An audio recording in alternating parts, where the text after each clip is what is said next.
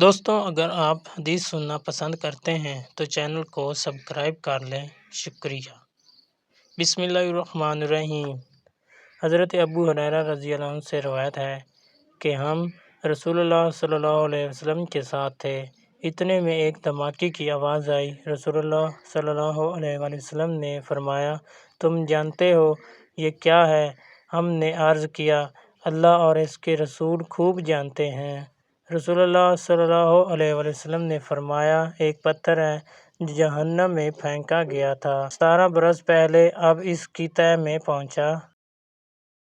رسول اللہ صلی اللہ علیہ وسلم نے فرمایا، انسان کبیرہ گناہوں سے اجتناب کر رہا ہو تو 5 نمازیں، ایک جمعہ سے دوسرے جمعے تک اور ایک رمضان دوسرے رمضان تک، درمیان کے عرصے میں ہونے والے گناہوں کو مٹانے کا سبب ہے۔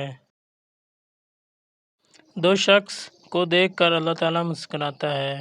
رسول اللہ صلی اللہ علیہ وسلم نے فرمایا، ایک وہ ہے جو سرد رات میں اپنے بستر اور اہل سے اٹھ کر وضو کرتا ہے اور نماز پڑھتا ہے تو اللہ تعالیٰ فرشتے سے پوچھتا ہے، میرے بندے کو یہ تکلیف برداشت کرنے پر کس چیز نے ابھارا ہے؟